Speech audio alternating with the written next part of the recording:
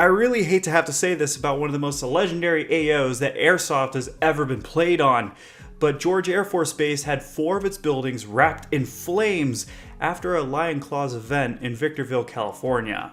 The former Air Force Base that's been used for many years as one of the greatest AOs for simulation-style events by Lion Claws, Milsim West, Desert Fox events, and other organizers has been falling apart more and more as each event goes on. Destroyed walls, caved-in ceilings, asbestos everywhere, and certain substances that have been left behind by neighborhood businessmen are all a common sight at George Air Force Base.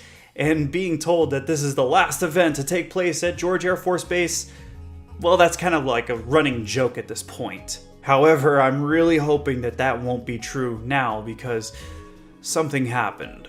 2.5 hours after wrapping up another Lion Claws event on May 29th, as 20 to 55 mile an hour winds swept across the field, 2 departing attendees noticed a fire that bellowed out from one of the buildings. The fire department was called and quickly the fire was contained.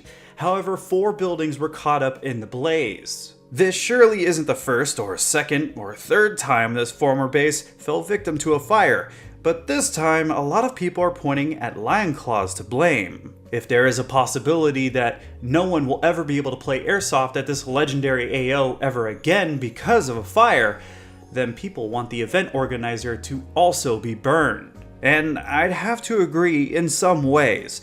This field is prone to fires, and tens of thousands of dollars has been paid out to the city because of those fires already.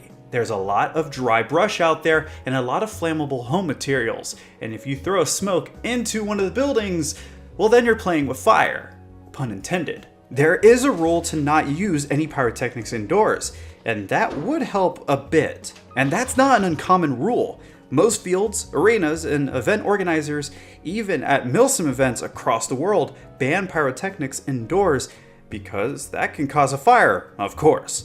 There's a lot of burned walls, carpet, and discolored floors because of people that break that rule. So if they say not to use something indoors and you did anyway, I wouldn't care if this fire broke out immediately as a result. I'd still blame the person who used the pyrotechnic where they shouldn't have. The field was dry, and again, fires happen a lot here. So if they were being sold and used throughout the game, then that should have been shut down fast. I'm not trying to say that we know best here in Texas, but we have fields that don't allow any pyrotechnics at all when there hasn't been much rain in a while. When there's a legitimate risk of a brush fire, pyro is banned for that day. Other fields do this too.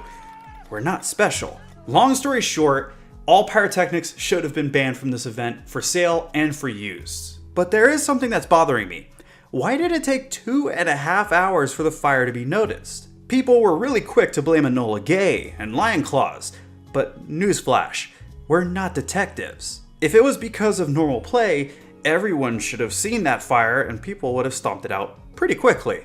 And George Air Force Base has a history of some pretty shady characters walking around. Fires happen more than you might think here. Of course, this is an ongoing investigation, and I don't want to start assuming anything that I don't know anything about.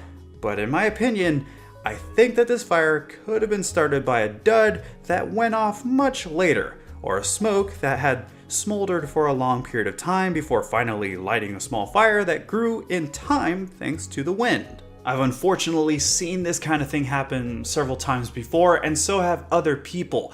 So let this be a warning or something to learn from. When you're told not to use pyrotechnics indoors, then the idea of possibly destroying one of the greatest airsoft AOs to ever exist, or destroying your local field, should be your only reason as to why. This might make some field owners change their rules or rethink how they treat pyrotechnics at their field. And maybe for Lion Claws, that's a good thing.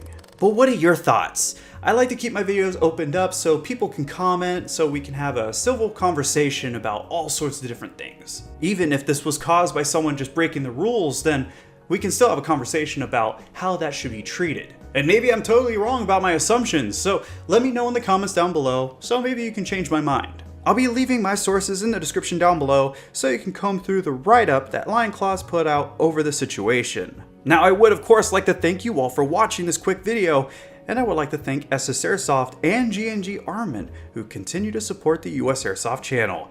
A large unboxing is in order because G&G sends quite a lot of stuff my way, and I have some gameplay in the works since I actually got Ghost from Modern Warfare to 1v1 me. That might sound like clickbait, but it actually happened.